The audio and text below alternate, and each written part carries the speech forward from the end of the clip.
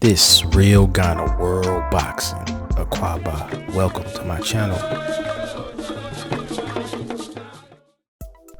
Yeah, this Real Ghana Boxing. Yeah, I'm kind of late on some news. I had this news a while ago, actually, around June, early June, when I ran into the man himself, Paul Dogboe, man.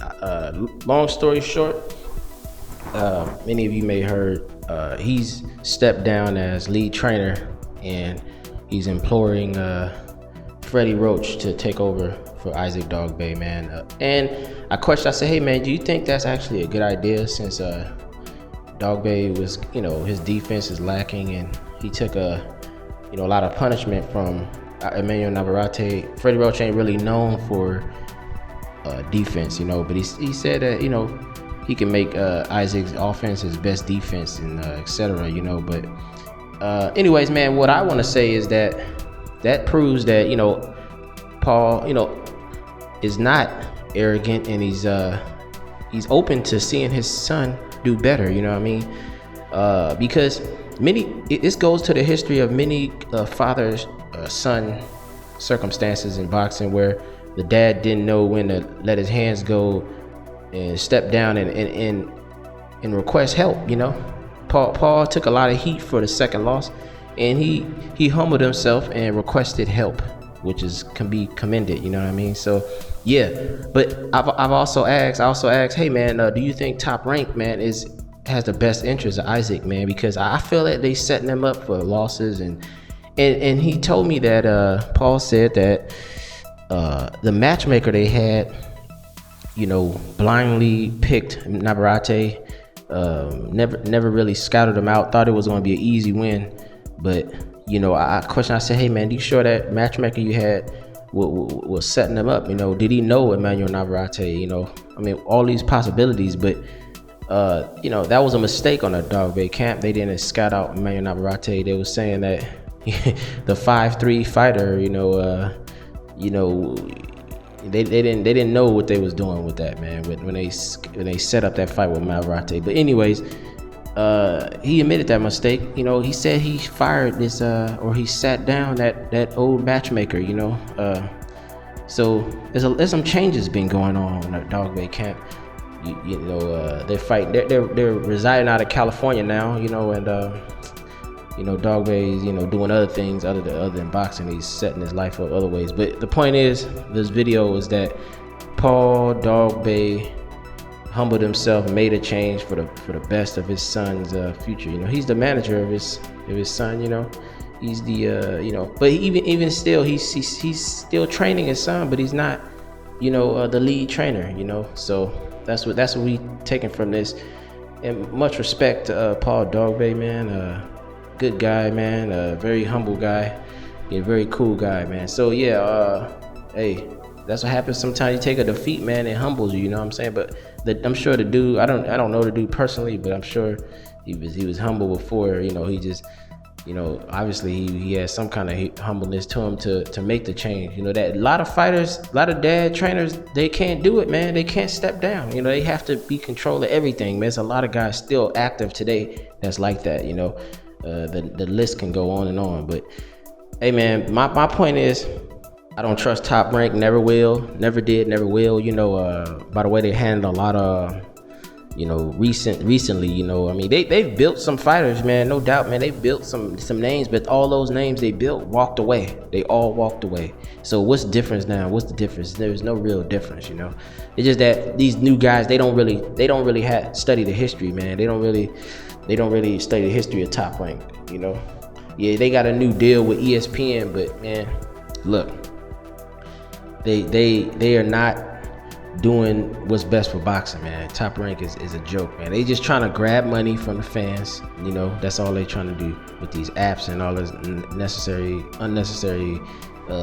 purchases of garbage fights. So now the part to this video is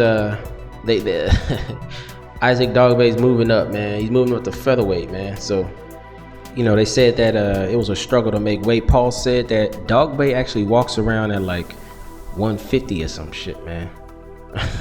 He's 122, but They say he walk around with an extra 30 pounds, 20 to 30 pounds, you know. He said 150 something, but I'm gonna say, hey, maybe, yeah, he probably does, man, because those UFC guys cut a lot of weight too, you know, and he has to cut that much weight to fight at wow, man, at junior, you know, bantamweight, junior featherweight. Anyways, man, he's moving up to featherweight to take on the likes of you know, the Santa Cruz, the Valdez's, the Gary Russell Juniors, you know, the Rigondeaux and etc. You know, that's where the names are. But can Dogboe at 5'3" compete with that, man? I mean, I don't know. It's yet to be seen. I think he can. You know, I think he got the heart to compete with anybody. But with the training of Freddie Roach, with the lack of defense employed in that training, we have some questions, you know, but that needs to be answered. And we only can see is by the product, man. You know, I'm not gonna shit on the change. You know, we don't know. We gotta see, man. We gotta see. You know, cause yeah, Freddie Roach did do well with Manny Pacquiao, man. You know, he made Manny Pacquiao a star. You know, he made a lot of guys, you know, offensively better. So we can't discount that, man. So yeah, but like I said, never trusted Top Rank, never will. But he said that Top Rank was one of the few promoters that came to Dogboe, you know, with a contract. You know, Eddie Hearn took a shit on Dogboe years ago. Eddie Hearn was saying some borderline racial, you know, like who are you? You know, go back to, you know, some nonsense. He told me that Eddie Hearn was kind of disrespectful to the Dogboe camp because they wanted to initially sign with Eddie Hearn and Matchroom, you know, because they was training out of Britain, the UK or whatever. And but yeah, this here, man, is they gotta go with what they got, man. I guess, you know, nobody else was beating down the door to sign Dogboe at the time, so they went with Top Rank.